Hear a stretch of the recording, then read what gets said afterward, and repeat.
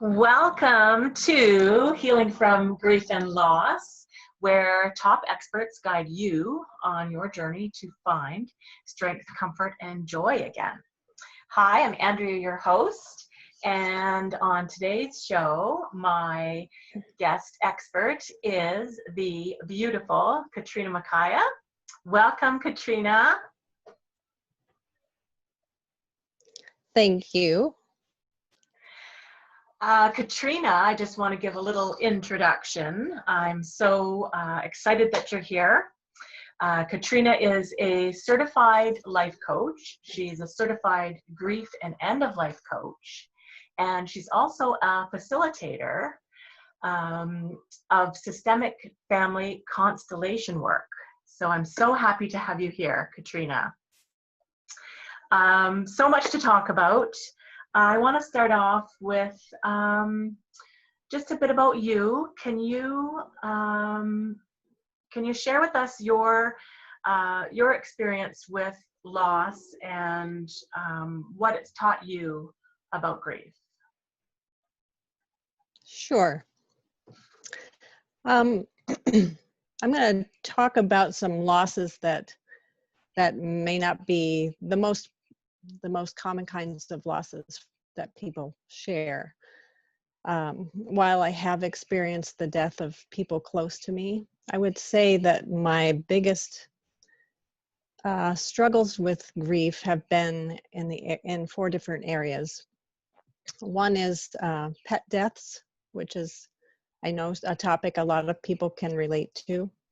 I grew up on a small farm where we had rabbits and goats and pigs and cows, and not all of those were animals that I felt particularly attached to, but some of them were, and they ended up on my dinner plate.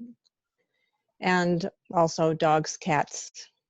So there have been repeated animal deaths in my life, and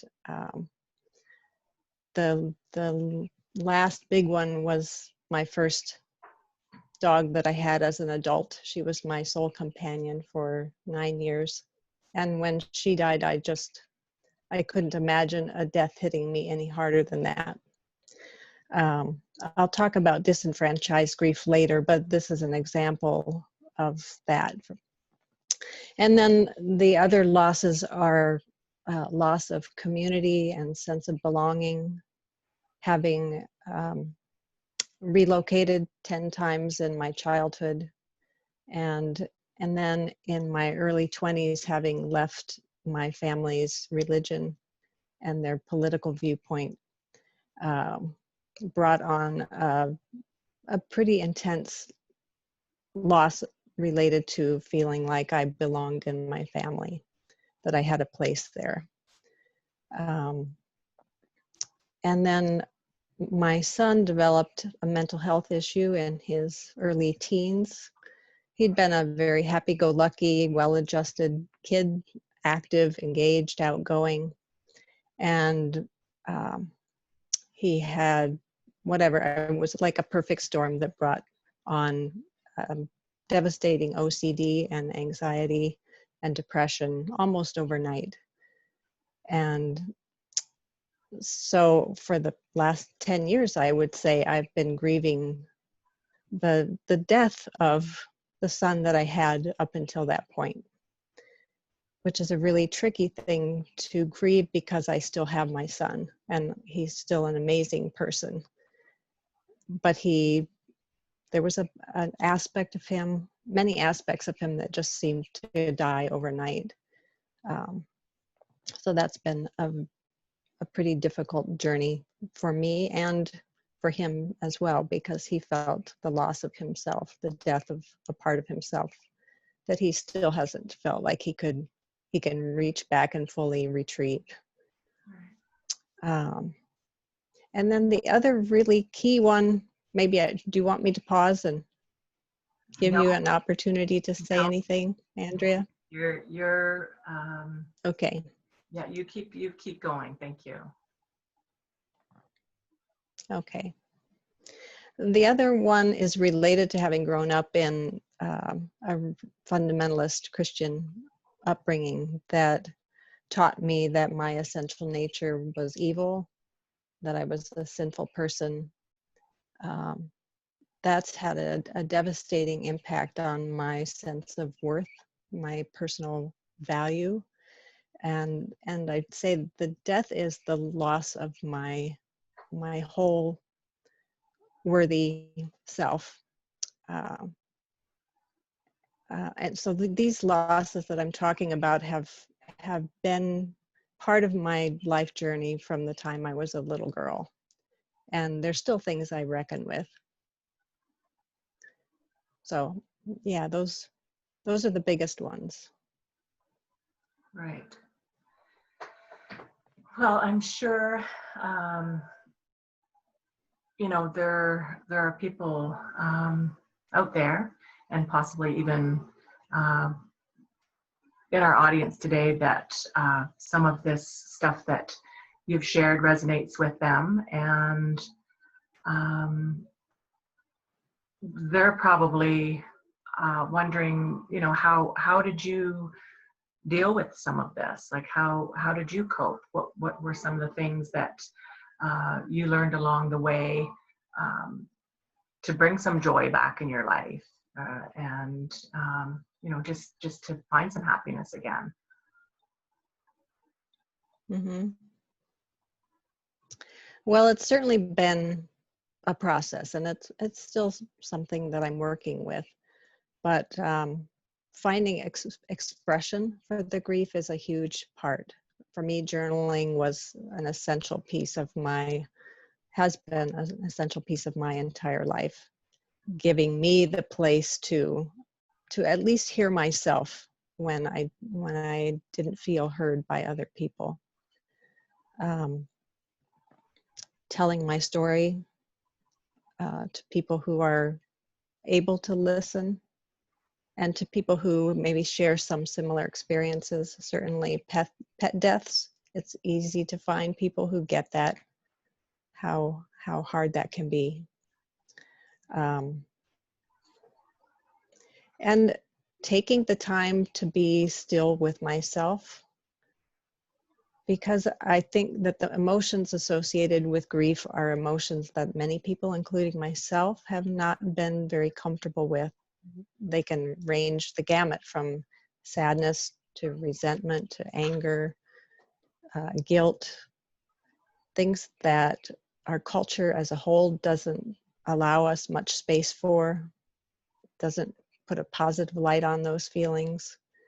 So, but the piece I'm working with now is to really take the time to be completely quiet with myself and check in with, what am I feeling? What's happening for me right now?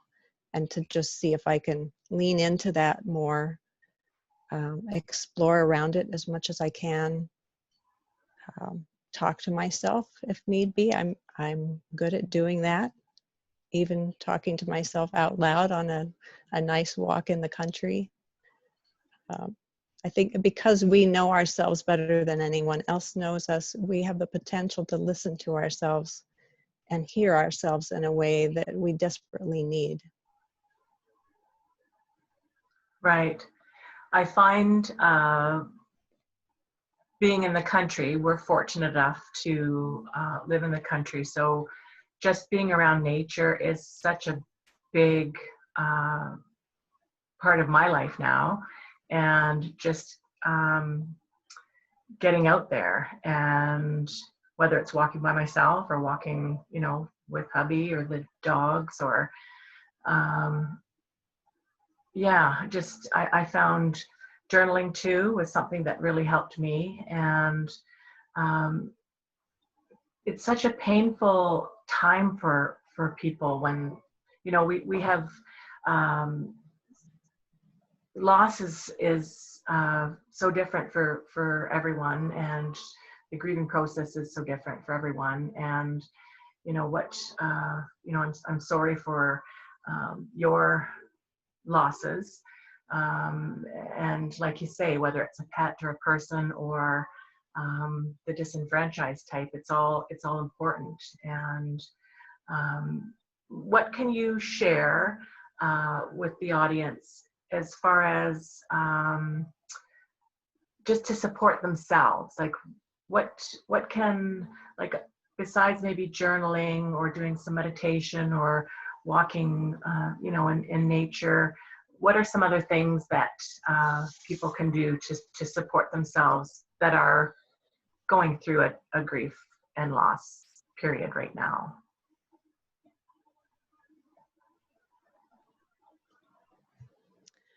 I think one of the most important things is to find ways to tell our stories, find people who can listen to our stories, who aren't going to want to try to shut us down or fix us, who can just listen, which is why I'm doing what I'm doing as a grief coach, because I really believe in the power of compassionate listening. We just don't do that as a culture very well, and particularly around death and grief. We don't know how to hold that space for each other, but find places where you can be heard, where you can tell your story. In Missoula, we have an incredible event that happens a few times a year. I think it's called Tell Us. No, it's not Tell Us Something. I wish I could remember the name right now, but it's an opportunity for people to come before an audience to talk about whatever it is that's important, whether it's grief or not. And sometimes it isn't about grief, but yeah, finding ways to be heard, giving ourselves time to feel what we're feeling, giving ourselves the validation that whatever we're feeling is the right thing for us. There is no, one of the misconceptions about grief is that there are stages of grief that go in sequence, and that's just not true. And Elizabeth Kubler-Ross even says she didn't intend for people to interpret her words that way. But we all have different experience with grief, different timeline with grief. So to let ourselves know that whatever our timeline, whatever feelings come in with our grief are the right way for us. And so it's hard to say, don't let anyone push you into rushing through grief, because there's an enormous pressure in our culture to do that. But to whatever degree you're able, allow yourself that time to acknowledge what's there for you, what your truth is, what's real.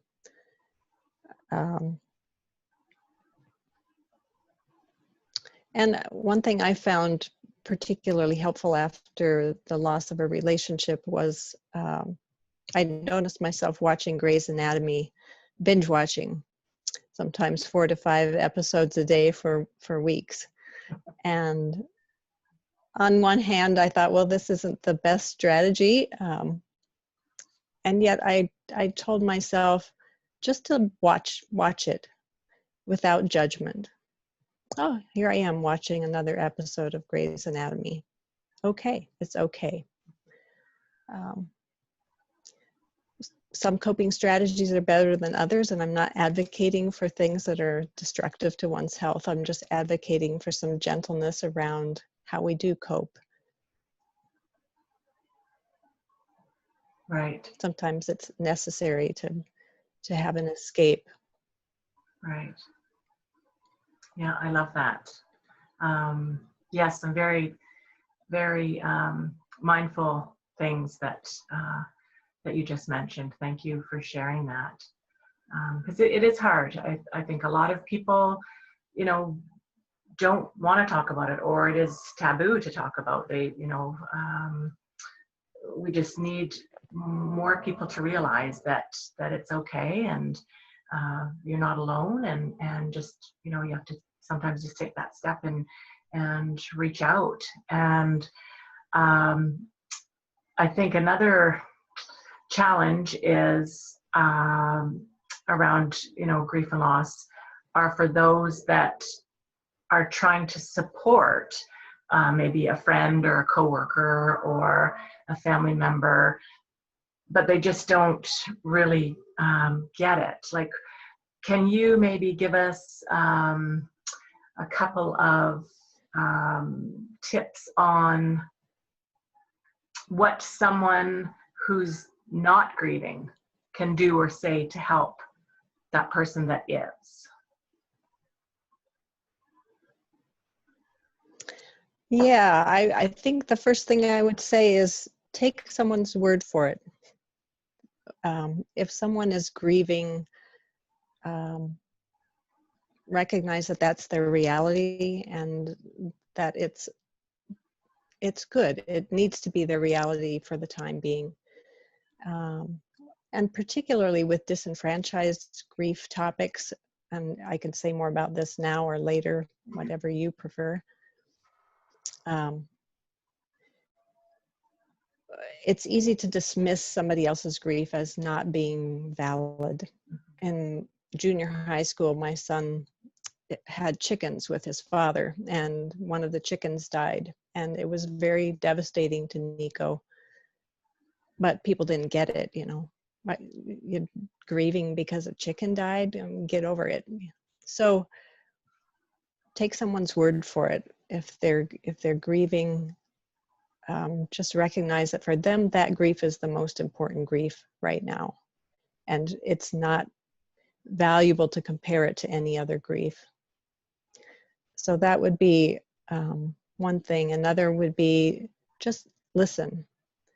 Most people who are grieving and need to share, they don't want to be fixed. They don't want to be rushed.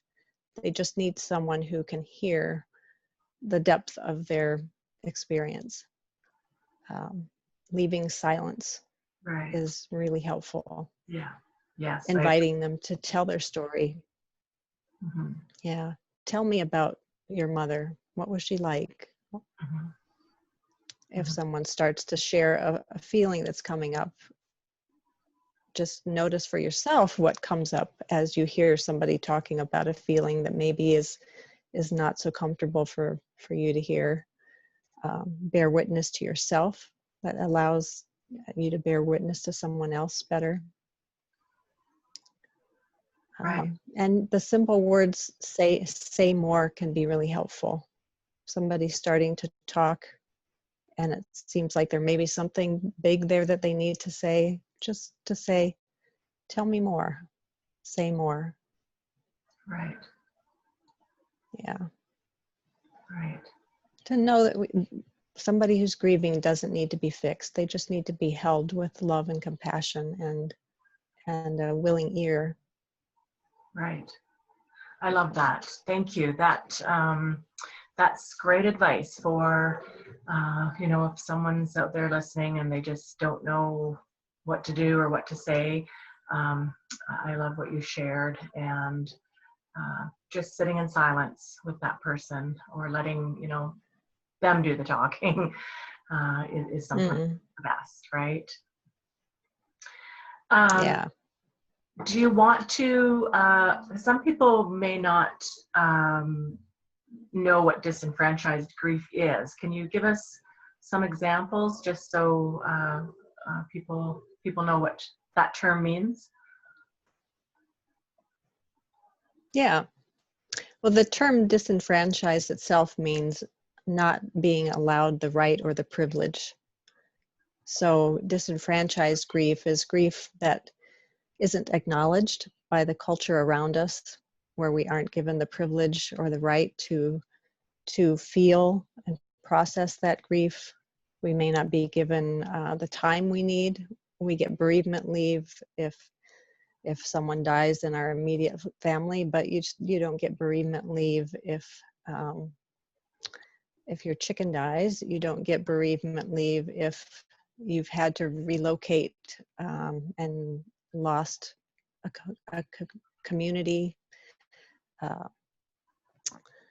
You don't get to have bereavement leave if your ex-husband that you divorced 5 years ago dies. So there are certain kinds of grief that we don't readily acknowledge. I have a friend whose son died by erotic asphyxiation, which is strangulation, but not intentional. And she lost friends over that grief because it was, something, a topic nobody wanted to hear about. So there's all kinds of ways that we grieve losses that aren't recognized by our culture. And for some, a pet grief may be recognized. They may be surrounded by people who really understand. For other people, they may not. So disenfranchised grief isn't defined exactly the same in every circle or in every culture. But in a nutshell, it's just grief that's not acknowledged. And so therefore someone doesn't have the space and the time and the support to give expression to that grief. And when we don't give expression to grief, we keep it inside, and grief that's not expressed becomes trauma. And it also can trickle down into future generations, which is a lot of what I see in the family constellation work that I do. Right. So when you started your coaching, so what was it exactly that was it just the combination of sort of the losses that you went through? Was that what made you want to get into being a life coach? I first became a life coach in 2005, and that was, I identified when I first learned about life coaching that I'd been coaching myself for years prior, taking those long walks in the country and having out loud conversations with myself, the higher self over here and the struggling self over here. What's going on, Katrina? What's happening? Working things out that way. So I've always been drawn to listening and to connection with people. So coaching was a natural fit for me in that way, and something that I felt I'd already been doing. The grief and end of life coaching piece came in much later, after I'd been involved with hospice for a while as volunteer coordinator and bereavement coordinator. And my involvement with hospice started after an 80-year-old friend of mine died without a lot of dignity in her life and without a lot of support. So I just felt that I felt called to be part of the community of people that recognizes death and grief as an essential part of living, and that needs to be brought in and embraced by our culture more. Right. Well, I think it's amazing what you're doing. You are an inspiration to me, and I know an inspiration to so many others. And I just want to thank you for sharing all of this with me and with the audience today. So before we go, just wondering if there's anything else that you'd like to leave the audience with. Well, I'd like to leave the audience with an invitation to take me up on an offer of 30 minutes of compassionate listening around a grief topic. They could reach me through my website. On the contact link, there's a form there that you could fill out and just write in there that you'd like a 30-minute grief session that you heard about through the Grief Summit. And I'd like more people to experience the benefit of being heard. And so, yeah. Yes. I'd like to leave you with that offer. Wonderful. Wow. That is wonderful. Okay. We will have the link posted below. I just unplugged my light. We will have the link posted below for that. And I just want to thank you again. Maybe before we go, maybe just say your email so people can write it down if they have a pen and paper with them now. The audience can make a note. Plus, I will have the link listed below. But what is your email? It's info@katrinamikiah.com. That's KatrinamiKiah.com. Perfect. Okay. That's wonderful. That's very exciting. Thank you. And thank you again. You're welcome. Thank you again for joining me. And thank you to my audience for tuning in today. I hope something did touch your soul. And until the next time, be safe and be kind to yourself. And just remember that you're not alone. So we will see you soon, and bye for now.